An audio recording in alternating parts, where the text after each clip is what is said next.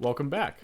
Sorry in advance. I got hit with patch introducing new changes to AI, so full disclaimer, a new wipe can always shift the dynamic of the game. When it comes to AI, we'll be giving a more general than usual approach to the tactics we approach here, but up front, here's a quick breakdown of the changes made as of August 10th of 2023. The first bit is just an expansion to streets with the addition of a new Scav boss. As with all of the Scav bosses, we're not given too much information up front, besides a brief description of the character and where they like to hang out, as well as iconic weapons and lackeys associated with them. As far as his location, the car dealership, I've heard the location is heavily fortified with claymores that limit points of access unless you're willing to spend allied lives in removing claymores. My advice is to recon at a safe distance with a team of friends if available, or bare minimum, investigate in an offline raid to get an understanding of the claymore mechanics at this time. That's about it for the new Scav boss. He's got a really cool new PKM, PKP, some sort of a light machine gun variant there.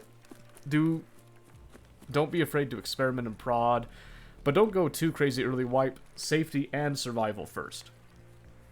Kit presets were also not available previously, so this is going to be a topic for the future that will provide a great deal of assistance in getting into the next raid quickly. It's a very exciting change. Be sure to read a bit deeper before tackling it, but it should be fairly straightforward. As of this day, random container spawns are now in effect as well. This is a shift from previous content concerning loot runs, as this means there shouldn't be as many consistent loot spots in a straight line. You will have to explore more to find loot, which is both good and bad. Again, we'll dig into that into the future when we have more information. The sidearm quick swap is a much anticipated feature for myself, as I am often seen carrying a sidearm at all times. This isn't an incredibly common practice, but it may become more so now that this feature is implemented. I recommend getting into the habit. A handgun is a lifesaver in a pinch. Now, down to the nitty-gritty, the bit that actually warranted me to remake this entire video in a single night with a huge lack of sleep. Let's begin. So, AI is largely uncharted territory when it comes to a new wipe. So, often these changes are made with AI in a way that can either have major or minor impacts, depends on the implementation of it. So, briefly covering the changes, they basically allowed AI to act more like human players. This includes acts like looting containers, including but not limited to PMC bodies, rigs, backpacks, chests, bags, etc. They've been given more interactive power as well, seen in the act of Scavs having the ability to share items with player Scavs and more commands being available. I would expect to see the number and size of Scav hordes to not only increase for roaming player Scavs, but also if you take a fight with a player Scav, expect them to call for help and start bringing in waves of AI for assistance. It's a very exciting change prospect I'm looking forward to dying to. Then we have some quality of life in the form of minor changes and redesigns, a new module with the gun stand, Scav quick sale, crafting, display improvements, and then new equipment, graphics changes, some balance and resizing. Most of that you shouldn't have to worry about. So now that we've got the patch notes out of the way, let's just get a breakdown of the most common factions you're going to deal with in a general sense as of August 10th. So first off, you got your two PMC factions, USEC and BEAR. General idea, USEC is your Western American characters. They're tasked to protect Terror Group labs, assets, and carry out tasks on their behalf. BEAR is the Russian government's own PMC group that's been tasked to investigate Terror Group labs and the USEC forces in league with them. So you're stuck in Tarkov, which is basically a city, or a region rather, that is under siege. USECs and BEARs are now stranded in here. It's kind of like a closed off from the world type of thing. So it's truly a borderline post-apocalyptic situation that you're in. As of today, there's not real differences between how the two factions operate, minus what your starting gear is, some clothing cosmetic items in your progression, and some voice wheel lines that you choose from, including languages and that. It's meant to have more of an impact later, but for now, there's no real reason to stress on which one you choose besides what aesthetic you want to go for.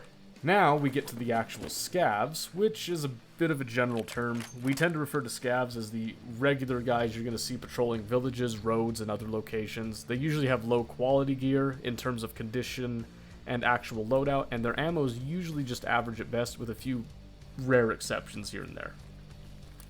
However, there are higher tier Scavs that we will collectively refer to as bosses and rogues. Raiders are also known, but they can be grouped with rogues in terms of function in game.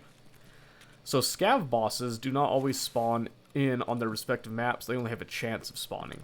However, when a Scav boss does spawn in, they present a high-risk, high-reward goal where you can attempt to take them down and take the spoils of them and any guards they may have. Though you take too long and make too much noise, you risk other PMCs tracking your location and taking the prize and your life out from under you. I would not recommend attempting a Scav boss in your first 25 raids if you can avoid it, especially if you struggle with information overload. Take it easy, play it safe. This is a survival game, it's not a competitive shooter. Rogues and Raiders are other high-tier AI that also spawn decent gear, as well as protect some areas of high loot, including the water treatment plant on Lighthouse and underground bunkers of Reserve. When approaching any AI faction, there are a couple ways to approach them that take advantage of AI behavior. This video is not going to cover those, since most AI behavior exploits can be rendered useless after a simple hotfix patch alone. Instead, I'm going to cover generally what your approach should be when dealing with AI, and then some little sneaky tricks that will slip in here and there. So to start with, you got your regular Scavs. You'll run into these quite often. You should respect them, but you don't necessarily have to be afraid of them. These are typically very slow moving, they don't really have a high degree of accuracy for the most part, and you can pop them before they even pull the trigger if you're quick enough. They are designed to punish you for not paying attention, and they will drop you like a sack of bricks if you don't keep them in mind and respect them. Generally, just keep your head on a swivel. When you spot one of them, you have a couple options. Either you engage them on sight to eliminate the threat and move on, which is the approach many players will take, or you leave them alive while you are undetected so that they can serve as an early warning trap or even bait in some instances. This is situational, as it will depend on your goal for the raid. The basic idea is kill Scavs that you need to kill for tasks, or kill Scavs that are in your way. Most Scavs are not truly worth looting unless you're scraping by for gear or you ran out of ammo and need to improvise. Early wipe, these are fine to use, but post level 15 you likely won't be relying heavily on Scav gear. Bosses, on the other hand, have unique strategies associated to dealing with each specific boss and their nuances. Instead of covering these, we're just going to cover the simple methods of detecting them, which are generally straightforward for any Scav boss, and you can choose to pursue or maneuver at your discretion. Whenever a boss is present on the map, you will often hear a cacophony of gunfire and grenades within the first 5 to 10 minutes of any given raid. That is depending on some bosses. Some have more grenades, some have no grenades, some of them are in big groups, some of them are single individuals. Play it by ear. But the reason that it usually happens within this first little stretch of time is that most players attempt to farm the bosses, so they will rush to known locations and try to make the contact quickly. If this is your goal, I would advise displacing from spawn, set up an observation position, listen for likely audio cues, and then move appropriate to the situation. Now, this can include moving up on the immediate gunfire that you hear if it's close enough that you think that you can get the flank on it. It could be just moving in the general direction, and then if the gunfire tends to cease and desist, you might slow it down, wait for a bit, see if you can hear if it's shifted, if they're just kind of taking a pause. Maybe it's two PMC groups that are taking a pause and medding on both sides. No one's willing to push. They're both just kind of holding positions. There's all kinds of scenarios that can play out here. Now, for the typical player starting this game, it is advised to instead avoid direct conflict with bosses due to the higher difficulty and the higher chance of mortality. We want you to live more, not die more. So focus on living consistently before you go for the high-speed, low-drag plays. You'll thank yourself later. So in order to avoid these, you're going to do basically the same thing. You're going to set up that observation post, but instead of going for the approach, you're actually going to determine distance and location approximations, and then you're going to attempt to maneuver around the source or wait the source out. Alternatively, if you have the requisite map knowledge, you can attempt to set up an ambush on a displacement path, but be warned, survivors are likely dangerous and on high alert, knowing that they made a lot of noise, and that a lot of other PMCs and player Scavs are likely on their way to come and try to take what they earned. Now, rogues and raiders are typically location specific, but you can treat them similar to bosses. The only difference in the end, really, is that instead of looking for a single entity that has the gear stacked on them, they're going to have gear spread among them. This can be good for group plays, so one person gets a single heavy stack of something, but solo players may struggle to pack out the gear or to deal with some of these factions.